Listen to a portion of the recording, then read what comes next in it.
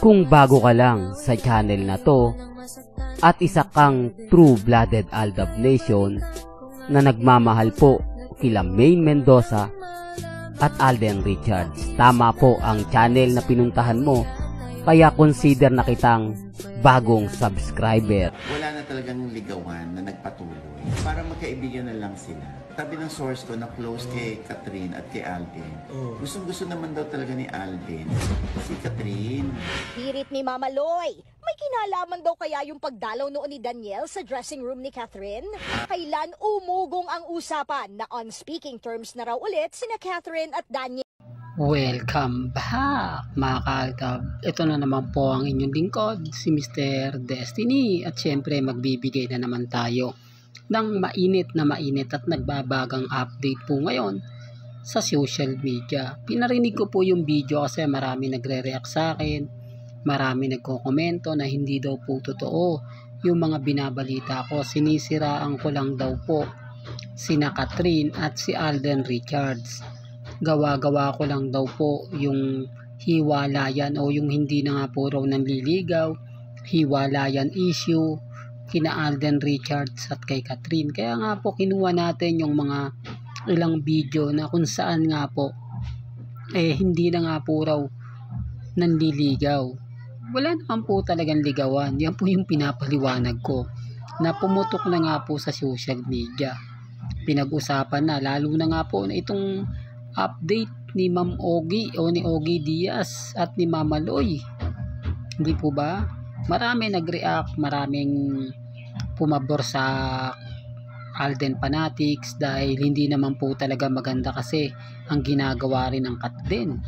Hindi nila gusto yung mga pinapakitang kalaswaan ng mga Catherine fans. Di po ba? Kaya kumakambyo na rin po ang mga ilang Catherine. Totoo naman po kasi, di po ba? Si Alden Richards nire-respeto, ginagalang, talagang kumbaga makajos, di po ba? Tapos gagawan mo ng mga ganong video na kung saan talagang akala mo totoo. Una mong mapapaniwala yung mga mamis, mga titas, mga senyor, pero sa bandang huli inedit lang po talaga, di po ba? Kaya nga sabi ko sa inyo, may mga point mga ka-Aldab na taliwas din po talaga sa mga sinasabi, taliwas din po talaga sa mga pinapakita, di po ba? Kaya ang sabi ko sa inyo mga ka-Aldab, relax lang, di po ba? Alam nyo mga ka-Aldab, sa dami ng mga komento, natatawa na lang po ako sa mga sinasabi po sa akin, di po ba? Kasalanan ko po ba na maging updated ako? Kasalanan ko po ba na ipagtanggol ko sina Alden Richards at si Mengay? Aldab Nation ako. Di po ba? Hindi ko sinisiraan ang Catherine. Pero real talk mga ka-Aldab, ang social media na nga po ang nagpapakita. Kaya nga po nagpakita ako ng ebidensya at resibo sa video at hindi ko po yung gawa-gawa lang. Mahirap po kasi talaga talastasan dahil hindi naman po talaga ako mananalo kasi una, pagka alam nilang agrabyado sila, alam nilang talo ko sila, dilulo tatawag sa akin kulto, di po ba? Ngayon basag sila, ngayon wala po sila. Yan ang pinapaliwanag ko, di po ba? Makakaramdam sila ng inis, makakaramdam sila ng galit.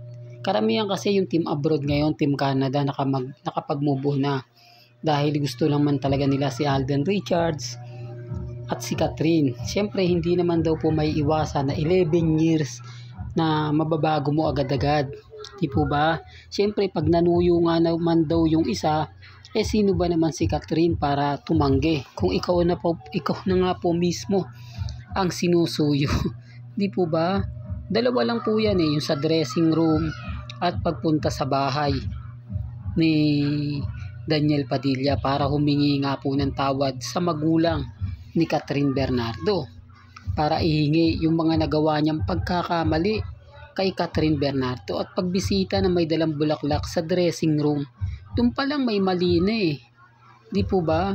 Alam na ng lahat na naghiwalay kayo, alam na ng buong mundo na tinapos nyo na yung relasyon nyo, pero bakit ka pupunta sa bahay ng pamilya ni Catherine? kung wala ka ng interes? At bakit dadala mo sa dressing room ng bulaklak kung wala kang ibang hidden agenda? Doon pa lang panalo na po ako di po ba? Doon pa lang masasabi nyo na tama naman si Mr. Destiny. Kaduda-duda naman kasi yung mga galawan ni Daniel Padilla. Kaya sabi ko sa inyo, itong comeback movie ng dalawa, ang tatalo daw po sa House of Us. Baka may mag-react naman pong Aldab Nation na sabihin mo, naku, nag-iiba ka na ng content, Mr. Destiny. Dapat ang mga ina-update mo o pinopost mo kay Alden lang at kay Maine. Apektado po kasi yung mga ibang mga mamis dito mga titas, mga senyor na sinasabi nilang may relasyon yung dalawa. Ginagawan kasi ng mga video na hindi talaga maganda, yung tipong malaswa na kapag nakita mo madidismaya ka, na kapag ka napanood mo siya ng maraming beses talagang akala mo totoo, akala mo tunay, pero yun po ay gawa-gawa lang. Gamit lang po yung apps po pwede mo nang pagsamahin sina Alden Richards at si Catherine na hindi po masyadong yung tipong kapanipaniwala. Kasi ulo lang naman po yung gagalawin yung katawan naandun pa rin. Di po ba? Na yun po yung epekto ng mga apps na ida-download mo lang ngayon tapos magagawa mo na.